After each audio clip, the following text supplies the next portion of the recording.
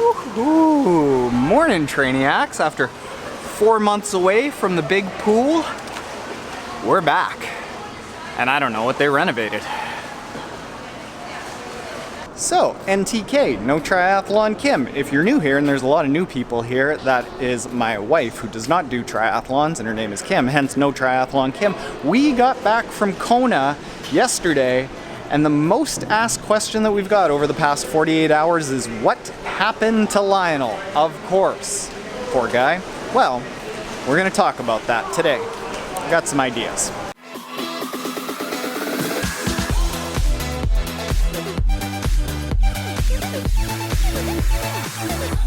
So before we get into Lionel, got a few disclaimers about this whole video, okay?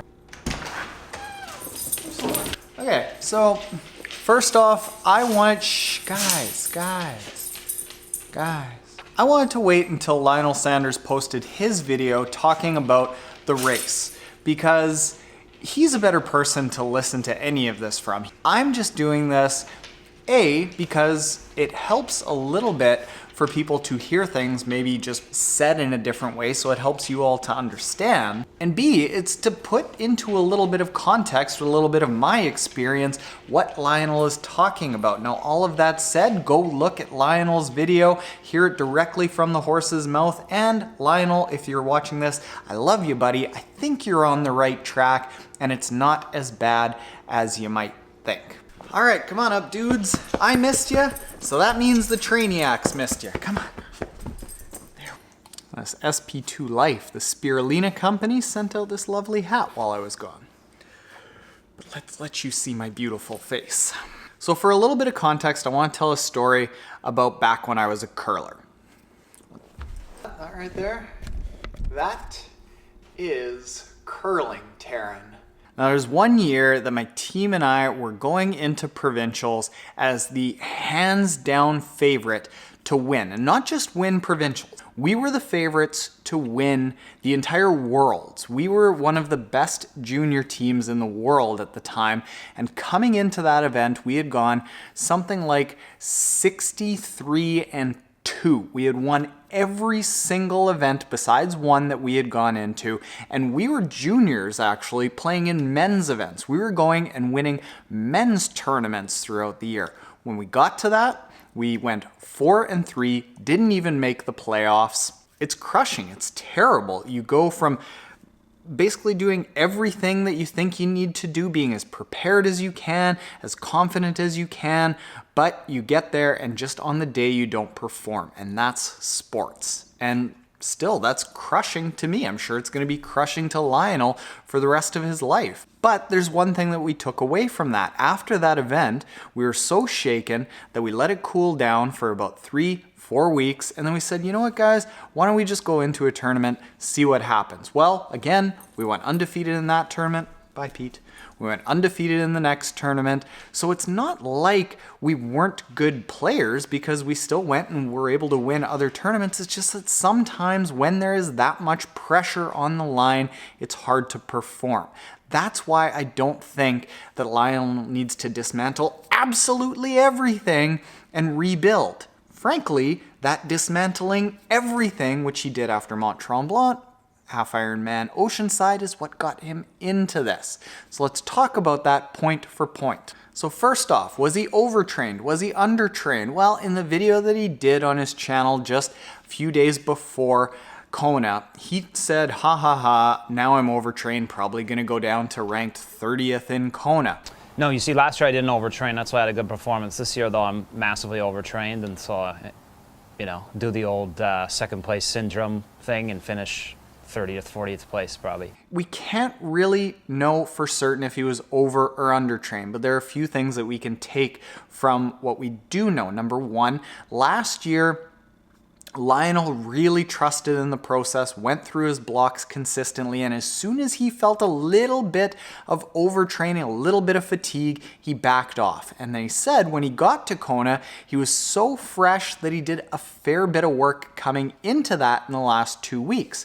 Flip that to this year, and what you think you can see from watching his videos over the year is that he did a lot of really big days and really big days leading into Kona. So volume on top of volume and not really a big taper at the end might just mean that he trained more. Now, I was also talking to somebody who is kind of like not in the training that Lionel was doing, but was around the training that Lionel was doing in the last couple weeks before Kona.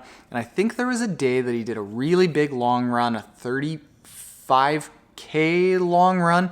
And that person said, well, basically, unless Lionel is the most amazing athlete to ever grace the earth, he ain't recovering from that. And he probably left his race in that training run. So overtrained, undertrained, we don't really know. Only Lionel knows that. Let's get into the bike. When we put out the video that I'll link to at the end of this video showing off Lionel's bike, everyone commented on, that's a crap bike. Look at all the other pros' bikes. Lionel's bike is not up to standards of that. He can't win on that bike. He needs to get a new bike sponsor. Listen, folks, it ain't about the bike.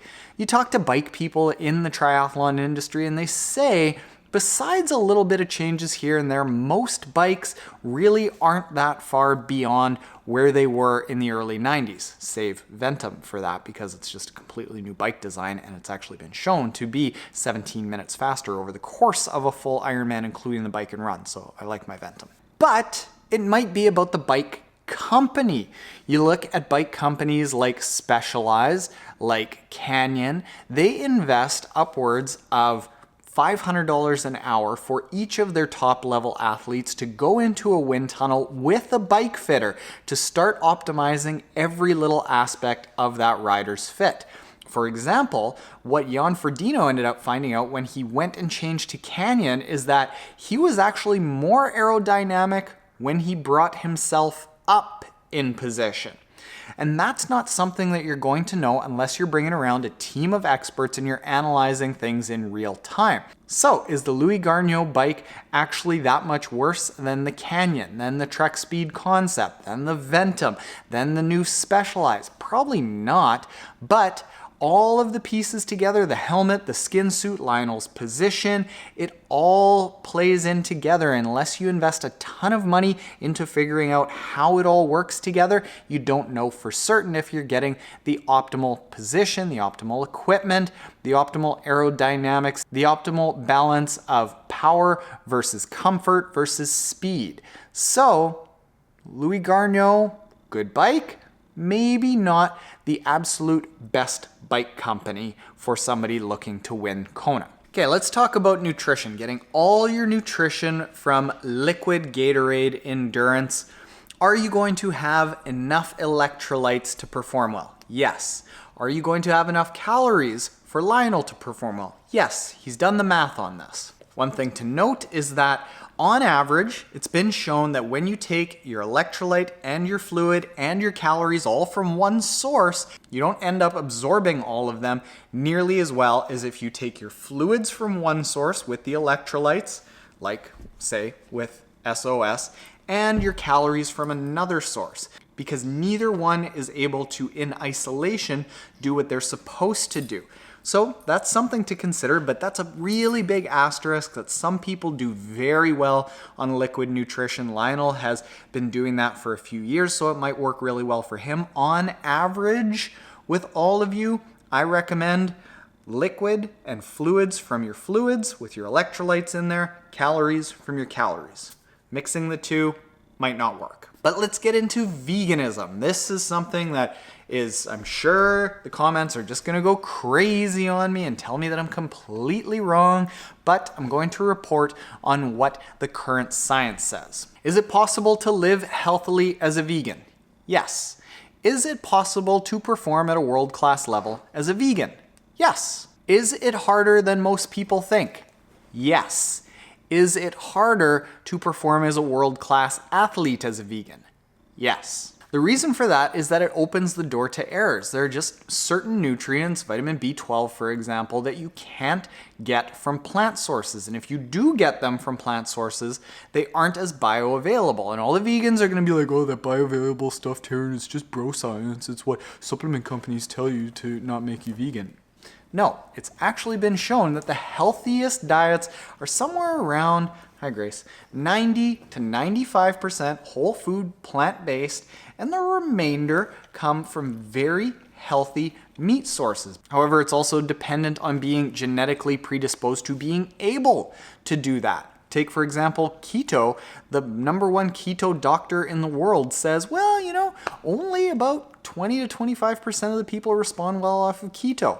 Just look at the bell curve. About 20 to 25% of the people respond very well off of a 100% vegan diet. #2, it also forces you to really dial in your food prep. If you aren't just constantly food prepping, it's tough to get all of those required nutrients only from plant sources. And #3, if your body is not hormonally conducive to responding well to plant sources, your testosterone is going to be a fair bit lower.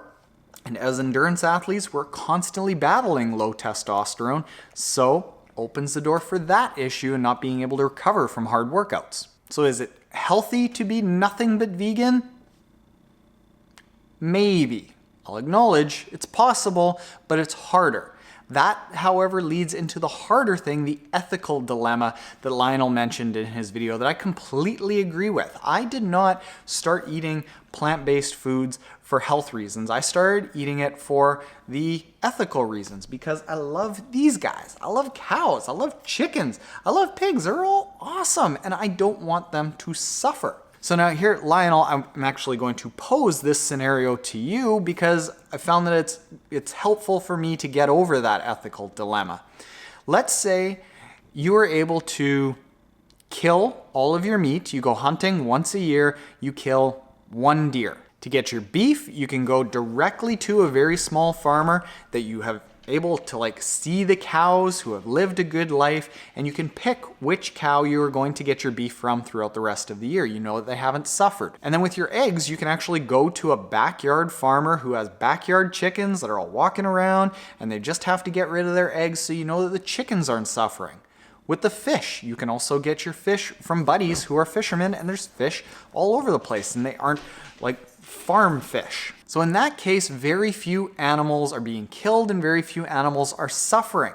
On the flip side of that, Lionel, you're in the situation that if you can stay healthy, if you can keep racing, if you can have amazing performances that inspire people to get over their addictions, their mental hurdles, all of those things, you are going to inspire tens, if not hundreds of thousands of people to live a happier, healthier life, and you're going to be saving those lives potentially. People that need to get over depression, people that need to get over weight problems, people that need to get over inactivity issues. And if you can save all of those lives every single year, it's that is what has kind of rationalized to myself to make me feel better about including some of those meats that, yeah, I get it ethically. It's a hard thing to think about, but we got to take care of ourselves before we can take care of others. Now, I want to just knock off something really quickly. Is the swim train, the bike train, the run train, does that all need to be changed? Well, Lionel, you are one of the best bikers and the best runners in triathlon. I think you know what you need to do with all that training. Swimming, I don't know what happened here, but at the beginning of the year on the Tower 26 boards, where we had the leaderboard of how many workouts everyone was completing over the course of a 28-day cycle, you were at the top for all of the spring, good chunk of the summer, and then the last few months, vanished. Did that affect your swimming? Only you know. But let's get into the coach. Everyone in the comments say that you need a coach. You say that you need a coach. Do I think that you need a coach? I don't know. A coach can be very helpful, but for somebody like you who clearly doesn't necessarily want to coach, doesn't want to be pigeonholed into coaching, as you mentioned in your video, might not necessarily trust another coach, that added coach, while they may be very helpful in the swim, bike, run, the day-to-day training, will it add mental stress to your entire process and actually take away from your ability to do whatever you need to get successful? That only you know. Is that added stress, if it is stress to him, worth the potential benefit of getting faster? I feel like I'm going like this a lot. I don't know. And then you mentioned spending a bunch of time in Kona and you would like to maybe go more regularly, but you need a place for the dogs. Well, I need a place for dogs too, and NTK and I are talking about potentially going to Kona a month early and bringing our dogs. We're working on figuring out how to do that. Message me. You got my email, Lionel. Message me if you want to go halvesies on a place that's cool for bringing our dogs, okay? So Lionel, if you're watching this, don't listen to this. You know your body better than I know your body. You know what you need and what you're capable of and what's going to feel right up here. I'm saying this for the benefit of some trainiacs that might need some Lionel interpretation for how they can take these approaches and apply it to their training. In your case, do what you do. You're already so great. Maybe just some little fine tunings here and there. Now, trainiacs, if you aren't already subscribed, hit the subscribe button below. And if you are subscribed, you are like that 13-hour sleep that I took last night. Oh, so good. Later, trainiacs.